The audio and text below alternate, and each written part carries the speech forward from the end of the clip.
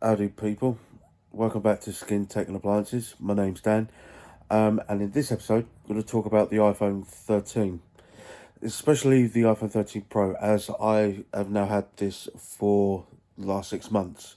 And I just want to give you my 6 month review on it, and what I think about it so far, what I like about it, what I don't like about it, and what I hope to see in the iPhone 14. And also, just to let you know, obviously, because I'm not filming from my iPhone 13 Pro, I'm actually phoning from AC2, which I'm hoping to upgrade on that one. And obviously, what we'll do an unboxing on that as well when it comes to it. But anyway, back to the iPhone 13 Pro. So, what do I like about it? I do like the premium feel of iPhone. iPhone has always been the premium feel of phones, like. But then I know Samsung have caught up, say since 2015, from the likes of the Galaxy 6 and then the 7, 8 and onwards up. But to say, with this, it's a very hefty phone. It's about 220, around 220 grams. So it's heavier than my iPhone 12 Pro that I had. And as I say, it still comes with the 6.1 inch display, let's say, obviously being OLED, with a pixel density of um, about 456 pixels per inch, if that's anything with specs that you prefer, because you do actually want to get yourself one of these. And I should say the screens on this are very good anyway. I mean, they are made by Samsung, so apologies if my phone's going off. So yeah, it's a very clear screen. It's very good for content, especially like when you're watching lots of YouTube, or if you're watching stuff on Netflix, Disney, and you're that type of person on the go. The three cameras on the back are absolutely incredible. I cannot fault it, especially like in low light situations. I've done a ProRes video from a friend, only because he was doing karaoke and wanted it in ProRes. For me, ProRes is not an essential thing, because I mean, how many times are you going to display it on your 4K TV in ProRes? I think if you got a MacBook Pro, or maybe a MacBook anyway, it'll be better with, like, obviously viewing that content on those kind of devices. But when you're actually going to view them on a TV, or if you're going to screen cast it to somewhere, ProRes is not going to be worth it anyway. 4K would still be the one to actually do all your recording with, which I'm now starting to do with the phone, because I used to only use 1080 in 60 frames per second. But then again, when I'm trying to edit videos, I'm trying to use 4K. But as I say, it's a really good phone. I said the battery on this, I say, being about a 3095 milliamp hour battery, it actually does get me through the day. And I will say, in the mornings, as I say, usually I'm fully charged in the mornings. And what I've done before is actually use my phone as radio, through. I plugged the usual headphone dongle in the bottom of the phone, and I've got an FM transmitter, so it transmits two radios that I've got, because I have one on my table. I work in a warehouse, and one on the work one. So it's pretty good. I mean, to say, I usually have it constantly going for, I mean, 8 hours.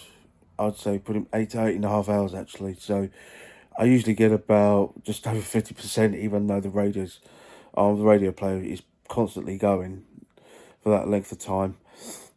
As I say, yeah, I mean, I can't actually fault this phone. It's been really solid. It's been really good. I mean, yes, okay, if you're going to play for something like this, you are going to be. I mean, this is a half a terabyte. The only reason I wanted the half terabyte was to download stuff and make sure stuff was on the phone, especially music, because if anything happens, you go offline. Streaming can be a bit of a nightmare. I mean, because I have my Apple Music, and also as I'm with EE as a customer, I get the smart benefit. Also, one thing I'm impressed with is the 5G speed as well, because I'm based in Manchester.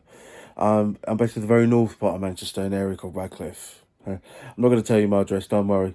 Don't want people after me. So yeah, so I'm in the north part of Manchester, and because I'm only about 3 miles down the road, in an area of Manchester called Whitefield, I do get 5G, and I will say 625 megabits per second.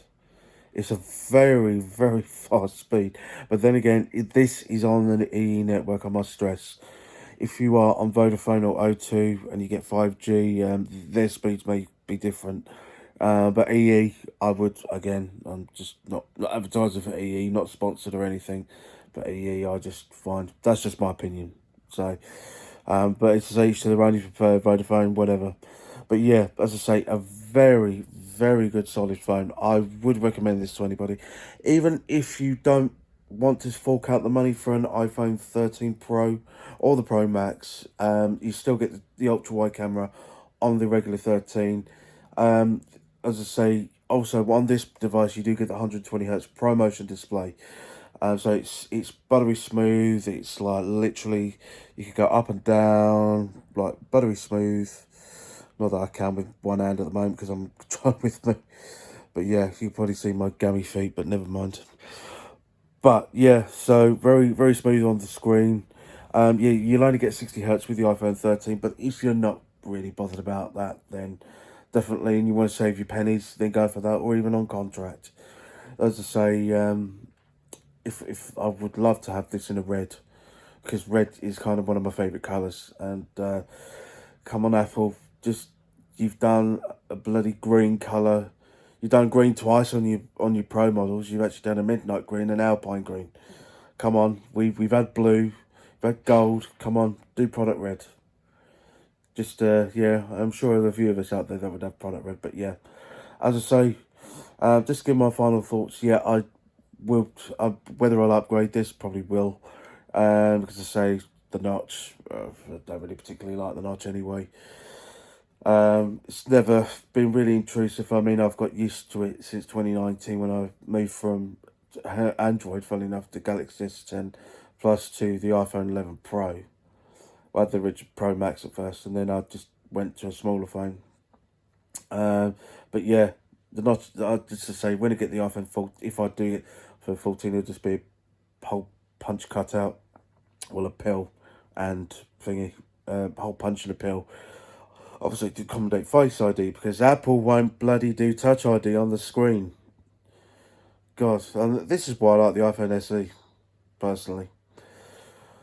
Personally, sometimes I feel like going back to the SE because I feel like, well, because I've got the Touch ID. Not that we wear masks in the UK anymore.